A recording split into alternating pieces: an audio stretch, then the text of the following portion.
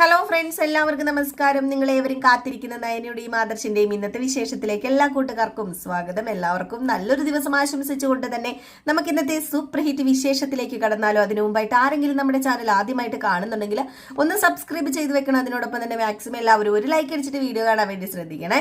അപ്പൊ തുടങ്ങുമ്പോൾ തന്നെ നമ്മുടെ നയനയും നവ്യേനെയാണ് കാണിക്കുന്നത്.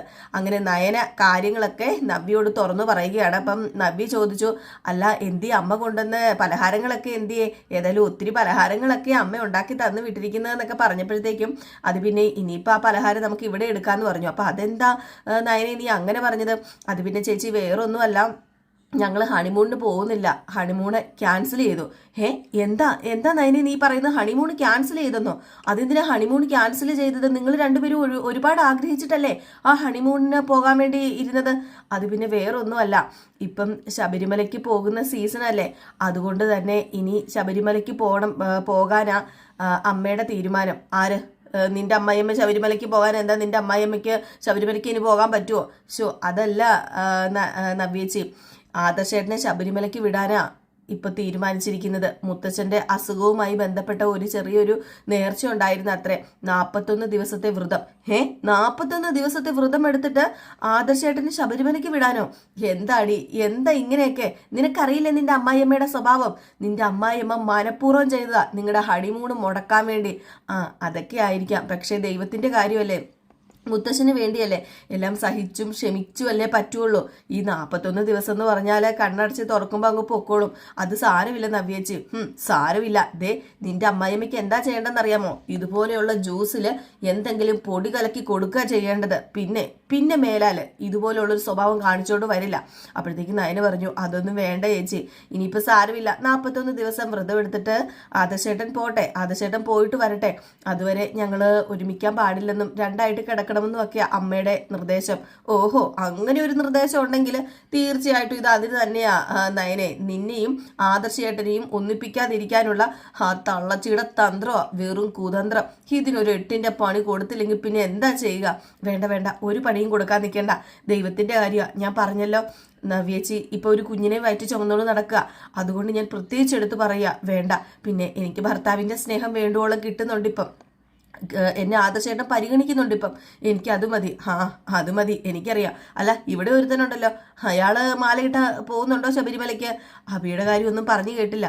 പോവില്ല, അവൻ മാലയിട്ട് ശബരിമലയ്ക്കൊന്നും പോകാൻ പോകുന്നില്ല.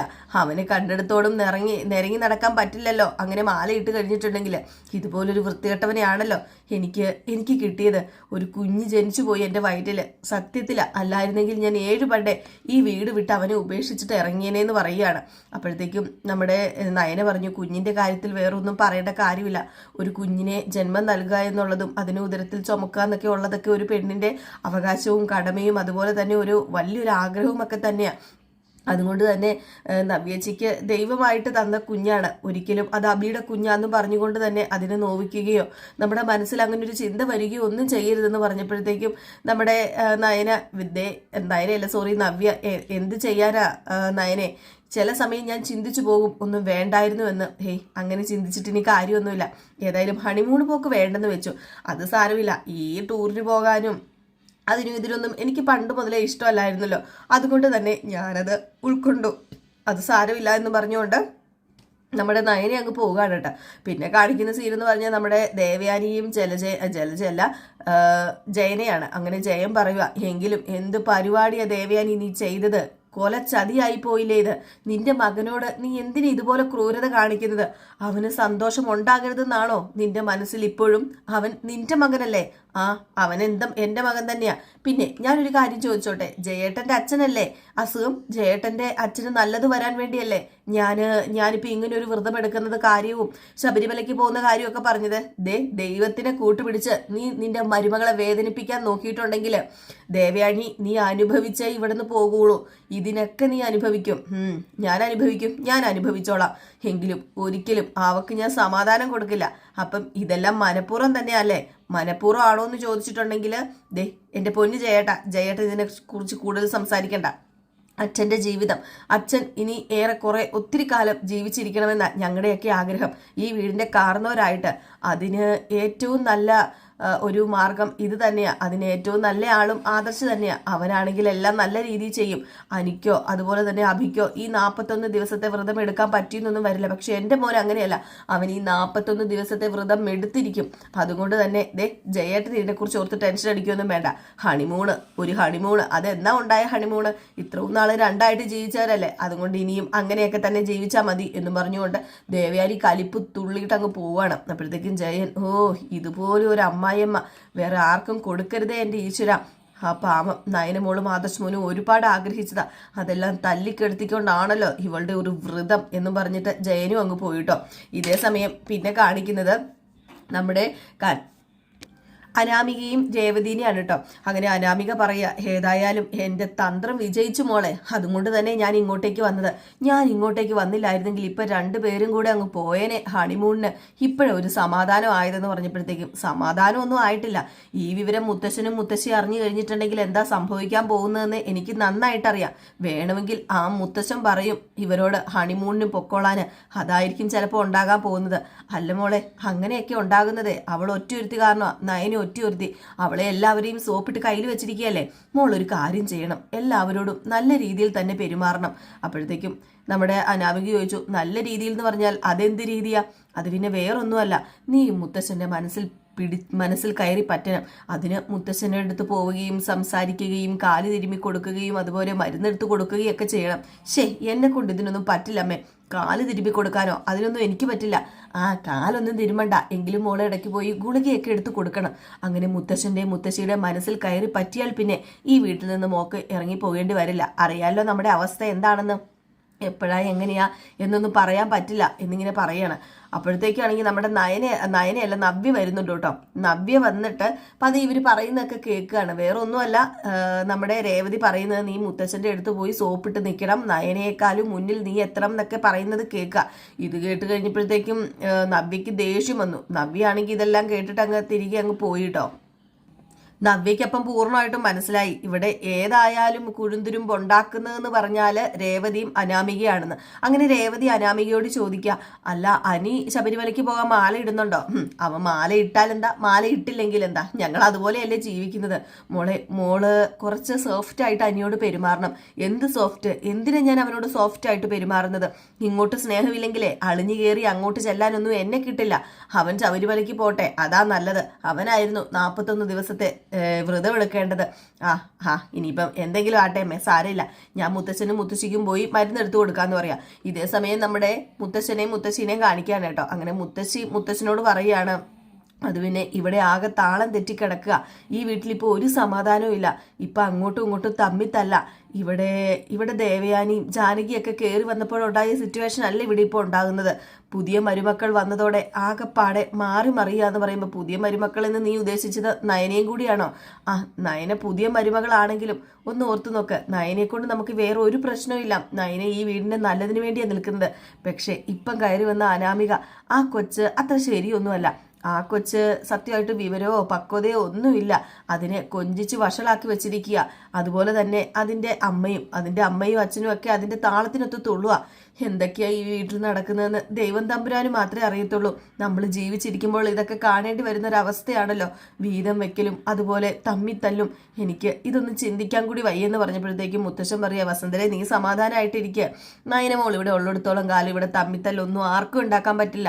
നയനമോൾ എല്ലാം നോക്കിക്കോളും എന്നൊക്കെ പറയുമ്പോഴാണ് നമ്മുടെ അനാമിക കയറി വരുന്നത്. അങ്ങനെ അനാമിക കയറി വന്നിട്ട്, അല്ല മുത്തച്ഛൻ ഗുളിക കഴിച്ചോ? ഇല്ല മോളെ, ഞാൻ ഗുളിക കഴിച്ചില്ല. എങ്കിൽ പിന്നെ ഞാൻ എടുത്തു തരട്ടെ. അല്ല ഏത് ഗുളികയാ മുത്തച്ഛൻ ഈ സമയത്ത് കഴിക്കുന്നത്? അപ്പം വസന്തര പറഞ്ഞു, അത് പിന്നെ ഏത് ഗുളികയാ എന്തിനാ കഴിക്കുന്നതെന്നൊന്നും ഞങ്ങൾക്കറിയില്ല, എല്ലാം നയനമോളാണല്ലോ ചെയ്യുന്നത്. അല്ല നയനമോള് ഇന്നിവിടെ ഇല്ലല്ലോ അല്ലേ, അതുകൊണ്ടായിരിക്കും അനാമിക മോള് വന്നത്. നയനേടത്തി ഇവിടെ ഉണ്ടല്ലോ, നയനേടത്തി ഇവിടെ ഉണ്ട്, നയനേടത്തി ആദർശനും ഇവിടെ ഉണ്ട്. അപ്പൊ അവർ ഇതുവരെ ഹണിമൂണിന് പോയില്ലേ? അവര് ഹണിമൂണിന് പോകുന്നില്ല, അത് ക്യാൻസൽ ചെയ്തു. അത് പിന്നെ മുത്തശ്ശന് വേണ്ടി ഒരു ചെറിയ വ്രതം എടുക്കുക. ആദർശേട്ടൻ, ചെറിയ വ്രതമോ? എന്ത് വ്രതം? ഞാൻ അറിഞ്ഞില്ലല്ലോ. അത് പിന്നെ വേറൊരു വ്രതവും അല്ല, ശബരിമലയ്ക്ക് പോയേക്കാം എന്നുള്ളൊരു വ്രതമാണ്. അത് വേറെ ആരുമല്ല, വല്യമ്മയാണ് പറഞ്ഞത്. വല്യമ്മയ്ക്ക് ഒരു നേർച്ച ഉണ്ടായിരുന്നു, അതും മുത്തശ്ശന് വേണ്ടിയാ. വല്യമ്മയ്ക്ക് 41 ദിവസം വ്രതം എടുത്തിട്ട് ആദർശേട്ടനെ മല ചവിട്ടിച്ചേക്ക എന്നൊരു നേർച്ച ഉണ്ടായിരുന്നു എന്ന് പറഞ്ഞപ്പോഴത്തേക്കും എന്തൊക്കെ ഇവിടെ ഈ നടക്കുന്നത്, ദൈവത്തിനെ കൂട്ടുപിടിച്ചുകൊണ്ട് ഇതവള് കാണിച്ചു കൂടുന്നത് എന്തിനാണെന്ന് എനിക്കറിയാം എന്നൊക്കെ ഇങ്ങനെ പറയാൻ തുടങ്ങിയിട്ടോ നമ്മുടെ മൂർത്തി. അപ്പോഴത്തേക്കും വസന്തര പറഞ്ഞു, അല്ലെങ്കിലും അവൾക്ക് ഇച്ചിരി അഹങ്കാരം കൂടുതലാ. ദൈവത്തിനെ കൂട്ടുപിടിച്ച് ഇപ്പം അവളുടെ മരുമകളുടെ സന്തോഷം തല്ലിക്കെടുത്താൻ വേണ്ടിയാ നോക്കുന്നത്. ദൈവത്തിന്റെ കാര്യവും പറഞ്ഞ് നിങ്ങളുടെ കാര്യവും പറഞ്ഞ് അവള് ഇപ്പം സന്തോഷം തല്ലിക്കെടുത്തിക്കൊണ്ടിരിക്കുന്ന സ്വന്തം മകന്റെ ആണെന്ന് അവൾ അറിയുന്നില്ല. ഇതിനൊക്കെ അവൾ എന്ന് അനുഭവിച്ച് തീരും എനിക്കറിയില്ല എന്ന് പറഞ്ഞപ്പോഴത്തേക്കും മുത്തശ്ശൻ പറഞ്ഞു, അല്ല 41 ദിവസത്തെ വ്രതം നോക്കണം എന്നല്ലേ ഉള്ളൂ, അതിനിപ്പം നാളെ പോയിട്ട് അവർ തിരിച്ചു വരാമല്ലോ, അതിനിപ്പോൾ എന്താ പ്രശ്നം ഇരിക്കുന്നതെന്ന് പറഞ്ഞപ്പം അത് പിന്നെ വല്യമ്മ സമ്മതിക്കുന്നില്ല. ഇന്ന് തന്നെ മാലയിട്ട് ഇന്ന് തന്നെ വ്രതം തുടങ്ങണം എന്നാ പറയുന്നതെന്ന് പറഞ്ഞു. ഏതായാലും നമ്മുടെ അനാമിക ഇത്രയൊക്കെ പറഞ്ഞിട്ട് അങ്ങ് പോയി കേട്ടോ. ഗുളിക എടുത്തു കൊടുക്കാൻ നോക്കിയിട്ട് പറ്റിയില്ല. കാരണം ഗുളിക നമ്മുടെ നയനിക്ക് മാത്രമേ അറിയത്തുള്ളൂ ഏതാണ് ഏത് സമയത്താണ് കഴിക്കേണ്ടത് എന്ന്. അങ്ങനെ നമ്മുടെ അങ്ങ് പോവുകയാണ് ആര്. അങ്ങനെ എന്തെങ്കിലും ആകട്ടെ എന്ന് പറഞ്ഞുകൊണ്ട് നമ്മുടെ അനാമിക അങ്ങ് പോയിട്ടോ. പിന്നെ കാണിക്കുന്നത് പായസം ഉണ്ടാക്കിക്കൊണ്ടിരിക്കുന്ന നമ്മുടെ നയനയാണ്. അങ്ങനെ നയന പാൽപായസം ഉണ്ടായിക്കൊണ്ടിരിക്കുകയാണ്. അപ്പൊ അങ്ങോട്ടേക്ക് ചെന്നിട്ട് ജലജ ചോദിച്ചു, ഇതെന്താ പായസമൊക്കെ വെക്കുന്നത്? അത് വേറൊന്നുമല്ല, ഇന്നിവിടുന്ന് മാല ഇടുവല്ലേ, അതാ അപ്പച്ചി പായസം വെക്കുന്നത്. ഓ, ഈ പായസം വായിക്കാത്ത വല്ലതും വെച്ച് കൂട്ടാൻ കൊള്ളുവോ? പിന്നെ പാൽപായസത്തിന്റെ രുചി എന്ന് പറഞ്ഞു കഴിഞ്ഞിട്ടുണ്ടെങ്കിൽ അത് അമ്പലപ്പുഴ പാൽപായസം, അതിന്റെ ടേസ്റ്റ് ആകണം. അതിന്റെ ടേസ്റ്റ് ഇതിനെന്നൊക്കെയാണല്ലോ പറയുന്നതെന്ന് പറഞ്ഞപ്പം അതെ, അതിന്റെ ടേസ്റ്റ് തന്നെയാണ് ഇതിനെന്നാ പറയുന്നത്. മുത്തശ്ശിക്കും മുത്തശ്ശിനും ഞാനുണ്ടാക്കുന്ന പായസം ഭയങ്കര ഇഷ്ടമാണ്. അതെ, ഇപ്പൊ അപ്പച്ചിയുടെ മനസ്സിൽ മുഴുവൻ വിഷം നിറഞ്ഞിരിക്കുന്നത് കൊണ്ടാണ് ഞാൻ ഉണ്ടാക്കുന്ന ഈ പായസത്തിന് അപ്പച്ചിക്ക് ടേസ്റ്റ് തോന്നാത്തത്. എന്തിനാ അപ്പച്ചി വെറുതെ ഇതുപോലെ കിടന്ന് ഓരോ പ്രശ്നങ്ങൾ ഉണ്ടാക്കണത്? നിങ്ങളുടെ മനസ്സിലിരിപ്പ് എന്താണെന്ന് എനിക്ക് നന്നായിട്ട് അറിയാന്ന് പറഞ്ഞപ്പോ, എന്താടി നീ പറഞ്ഞത്? എന്റെ മനസ്സിലിരിപ്പ് എന്താണെന്ന് നിനക്ക് എങ്ങനെയാ അറിയാവുന്നത്? അതൊക്കെ അറിയാനേ അതിന് വലിയ ശാസ്ത്രവും വിദ്യയൊന്നും പഠിക്കേണ്ട കാര്യമില്ല. ഇവിടെ കിടന്ന് ഓരോന്ന് കാണിക്കുകയാണല്ലോ. പിന്നെ ഈ വീട്ടിലെ കള്ളൻ ഏതാ കള്ളി ഏതാ, ഈ വീട്ടിലെ കുത്തിത്തിരിപ്പ് ഉണ്ടാക്കുന്ന ആരാന്നൊക്കെ അറിയണമെങ്കിൽ പ്രത്യേകിച്ച് വേറെ ആരുടെ മുഖത്തേക്ക് നോക്കണ്ട, അപ്പച്ചിയുടെ മുഖത്തേക്ക് നോക്കിയാൽ മതി. നീ എന്നെ കുറിച്ച് എന്താ പറയുന്നത്? മിണ്ടാതിരുന്നോ നീ? ഞാൻ മിണ്ടാതെ ഒന്നും ഇരിക്കില്ല, എന്റെ വായ അടപ്പിക്കാൻ നോക്കണ്ട. പിന്നെ എന്റെ അമ്മായിയമ്മ എന്തെങ്കിലും പറഞ്ഞാൽ കേട്ട് നിൽക്കാനുള്ള എല്ലാ ഇതും എനിക്കുണ്ട്. പക്ഷെ വേറെ ആരും എൻ്റെ തലയിൽ കയറാൻ നോക്കണ്ട. ഇന്ന് ഈ പായസം ഉണ്ടാക്കി എല്ലാവരും കുടിക്കുമ്പം അമ്പലപ്പുഴ പായസത്തിന്റെ ടേസ്റ്റ് തന്നെയാന്ന് പറയും. പിന്നെ ഞാൻ പാചകത്തിൽ പണ്ട് മുതലേ മിടിക്കുകയാണെന്ന് എനിക്കറിയാം. എൻ്റെ അമ്മ നന്നായിട്ട് ആഹാരം ഉണ്ടാക്കും. അത് തന്നെയാണ് ഞാനിവിടെ എല്ലാവർക്കും ഉണ്ടാക്കി കൊടുക്കുന്നത്. അതെല്ലാവർക്കും ഇഷ്ടമാണ്. പിന്നെ പുതിയ മരുമകൾക്കൊഴുകെ എന്നിങ്ങനെ പറഞ്ഞപ്പോഴത്തേക്കും, ഓ, നീ പാചകത്തിൽ എല്ലാവർക്കും കൈവശം കൊടുത്തിരിക്കുകയല്ലേ, നീ പാചകത്തിൽ കയറി പിടിക്കുകയല്ലേ, വെറുതെ അല്ലടി നിന്റെ അമ്മായിയമ്മ നിന്നെ ഹണിമൂണിന് വിടാത്തത്. ഹണിമൂണിന് പോകാനേ എനിക്ക് വലിയ താല്പര്യമൊന്നുമില്ല. ഈ 41 ദിവസം എന്ന് പറഞ്ഞാലേ അത് പെട്ടെന്നൊക്കെ കയറി പൊക്കോളും. അല്ലാതെ ഒത്തിരി നാൾ ഞാൻ വെയിറ്റ് ഇരിക്കുമൊന്നും വേണ്ട. ഈ 41 ദിവസം എന്ന് പറഞ്ഞിട്ടുണ്ടെങ്കിൽ പെട്ടെന്ന് പോകുന്ന എനിക്ക് അറിയുകയും ചെയ്യാം. അതിനുള്ള ക്ഷമ എനിക്കുള്ളതെന്ന് പറഞ്ഞപ്പം, നീ ക്ഷമിച്ചിരിക്കടി, ഇപ്പം നിനക്ക് എല്ലാം കിട്ടും, നീ ഇരുന്നോ. ഈ 41 ദിവസം കഴിയുമ്പോൾ വേറെ എന്തെങ്കിലും കുതന്ത്രമായിട്ട് നിന്റെ അമ്മായിയമ്മ വരും. എൻ്റെ അമ്മായിയമ്മ വരുമ്പം അതങ്ങ് ഞാൻ സഹിച്ചാൽ പോലെയെന്ന് പറഞ്ഞു. ഇവിടുന്ന് നമ്മുടെ ജലജ ദേഷ്യം വന്നങ്ങ് പോവുകയാണ് കേട്ടോ. ജലജ ദേഷ്യം വന്ന് ചെല്ലുന്നത് എങ്ങോട്ടേക്കാ? നമ്മുടെ രേവതിയുടെ അനാമികയുടെ മുമ്പിലേക്കാ. അങ്ങനെ രേവതിയുടെ അനാമികയുടെ മുമ്പിൽ ചെന്നിട്ട് അവള് പാൽപ്പായസം ഉണ്ടാക്കുക പോലും. അല്ലെങ്കിലും അവളുടെ പാൽപ്പായസം ഇവിടെ എല്ലാവർക്കും ഇഷ്ടമാണല്ലോ. അമ്പലപ്പുഴ പാൽപ്പായസത്തിനെ കടത്തി വെട്ടുന്ന പാൽപ്പായസോ അവളുണ്ടാക്കുന്നത്. എല്ലാവരെയും വശത്താക്കി വെച്ചിരിക്കുന്ന, പ്രത്യേകിച്ച് ഈ വീട്ടിലെ ആണുങ്ങളെ. അപ്പോഴത്തേക്കാണ് നമ്മുടെ അനാമിക ചോദിക്കുന്നത്, ഇപ്പം എന്തിനാ പാൽപ്പായസം ഉണ്ടാക്കണത്? അവക്ക് ഓരോരോ തോന്നലല്ലേ. ഇപ്പം എന്തോ ശബരിമലയ്ക്ക് പോകാൻ മാല ഇട്ടല്ലോ, അതിന്റെ വിശേഷമാണെന്നും പറഞ്ഞ പാൽപ്പായസം ഉണ്ടാക്കുന്നത്. ഇത് അതിനൊന്നുമല്ല, അവൾ ഉണ്ടാക്കണം, എല്ലാവരും അടിപൊളിയാ, നല്ല ടേസ്റ്റാ, അമ്പലപ്പുഴ പാൽപ്പായസത്തിനേക്കാളും ടേസ്റ്റാ എന്നൊക്കെ പറയണം. അതിനുവേണ്ടിയുള്ള ഓരോരോ തന്ത്രങ്ങളാ. ഇതുപോലെ തന്നെയാ ഇവിടെ ഓരോരുത്തരുടെ മനസ്സിലും അവള് കയറി പറ്റിയത്. പക്ഷെ എന്റെ മനസ്സിൽ കയറി അവള് പറ്റാൻ പോകുന്നില്ല എന്നൊക്കെ പറഞ്ഞിട്ട് ജലജ അങ്ങ് പോയി കഴിയുമ്പോഴത്തേക്കും അനാമിക പറഞ്ഞു, അവളുടെ ഈ സൂക്കേട് നിർത്തണമല്ലോ. അവക്കല്ലെങ്കിലും കുറച്ച് സൂക്കേട് കൂടുതലാ. അല്ല, നമുക്കൊരു കാര്യം ചെയ്താലോ, അവളുടെ പായസത്തിന് വെല്ലുന്നൊരു പാൽപ്പായസം ഉണ്ടാക്കിയാലോ? അമ്മ ഒരു കാര്യം ചെയ്യാം, അമ്മ പാൽപ്പായസം ഉണ്ടാക്കാൻ. ഞാൻ പാൽപ്പായസം ഉണ്ടാക്കാനോ? മോക്കറിയില്ലേ എനിക്ക് പാൽപ്പായസം ഉണ്ടാക്കാൻ അറിയാമോ? അല്ലെങ്കിൽ പിന്നെ ഇനിയിപ്പോൾ എന്താ ചെയ്യുക? അല്ലെങ്കിൽ അവളുണ്ടാക്കുന്നതിനൊക്കെ കുറച്ച് ടേസ്റ്റ് കൂടുതലാ. പിന്നെ ഞാൻ കഴിക്കുന്നില്ലെന്നേ ഉള്ളൂ, നിവർത്തി കെട്ടിട്ടാ ഹനിയുടെ അമ്മ ഉണ്ടാക്കുന്ന ഓരോ സാധനങ്ങൾ കഴിക്കുന്നത്. മോളെ അങ്ങനെ ചെയ്താൽ മതി. എങ്കിൽ പിന്നെ അമ്മ അടുക്കളയിലേക്ക് ചെല്ല്. പാവം ഹനിയുടെ അമ്മ കിടന്ന് കഷ്ടപ്പെട്ടുകൊണ്ടിരിക്കാം. ഞാൻ അടുക്കളയിലേക്ക് പോകാനോ? ഇല്ലില്ല, എന്നെ കൊണ്ട് പറ്റത്തില്ല. മോക്കറിയാലോ, ഞാൻ അടുക്കളയിലെ ഏലയലത്ത് കയറാൻ താല്പര്യപ്പെടുന്ന ആളല്ല. എങ്കിൽ പിന്നെ അമ്മ ഒരു ബുദ്ധി പറഞ്ഞതാ അമ്മേ, എങ്ങനെയാ പാൽപ്പായസം കുളവാക്കണം? ആഹാ, അതിനുള്ള ബുദ്ധി എൻ്റെ കയ്യിലുണ്ട് മോളെ, നമുക്ക് അച്ഛനെ ഇപ്പം വിളിക്കാം. അച്ഛൻ എന്തെങ്കിലും ഒരു ബുദ്ധി പറഞ്ഞു തരാതിരിക്കത്തില്ലെന്ന് പറഞ്ഞ് നേരെ വേണുവിനെ വിളിക്കാം. വേണു ഫോൺ എടുത്തിട്ട് എന്താ മോളെ എന്ന് ചോദിച്ചപ്പോഴത്തേക്കും നമ്മുടെ അനാമിക പറയുക, അത് പിന്നെ ഒരുത്തി ഇവിടെ പാൽപ്പായസം വെച്ച് എല്ലാവരുടെയും മനസ്സ് കീഴടക്കാൻ വേണ്ടി തുടങ്ങുക. ഒരു കാര്യം ചെയ്യണം, ആ പാൽപ്പായസം കുളവാകണം. എല്ലാവരും ഇന്നത്തോടു കൂടി പാൽപ്പായസം കുടിക്കൽ നിർത്തണം. അതിന് എന്തെങ്കിലും ഒരു വഴിയുണ്ടോ? അതിന് നല്ലൊരു ബെറ്ററായ വഴിയുണ്ട്. ഏതായാലും ഞാൻ ഇപ്പം അങ്ങോട്ടേക്ക് വരാം എന്നിങ്ങനെ പറയുകയാണ് കേട്ടോ. എന്നിട്ട് ഫോൺ കട്ട് ചെയ്തു. ഇതേ സമയം നമ്മുടെ വേണു അനന്തപുരി തറവാട്ടിലേക്ക് വരികയാണ്. അനന്തപുരി തറവാട്ടിലേക്ക് വന്നു കഴിയുമ്പോഴത്തേക്കും രേവതിയും അനാമികയും കൂടെ അങ്ങനെ അനാമികയും രേവതിയും വേണുവിൻ്റെ അടുത്ത് ചെല്ലുമ്പോഴേക്കും വേണു കയ്യിലൊരു മരുന്ന് കൊടുത്തിട്ട് പറയാ, ദേ ഇത് ആ പാൽപ്പായസത്തിൽ കലക്കിയാൽ മതി. ഇവിടെ ഉള്ളവർക്കൊക്കെ ബാത്റൂമിൽ നിന്ന് ഇറങ്ങാൻ നേരം ഉണ്ടാവില്ല. പിന്നെ മേലാല് നയന ഉണ്ടാക്കുന്ന ഒരു ഫുഡും നല്ലതാണെന്ന് അവർ പറയില്ലെന്ന് പറഞ്ഞപ്പം, അച്ഛാ ഇതെന്താ അച്ഛാ, ആർക്കെങ്കിലും എന്തെങ്കിലും സംഭവിക്കുവേ? ഹേയ്, ആർക്ക് എന്ത് സംഭവിക്കാൻ?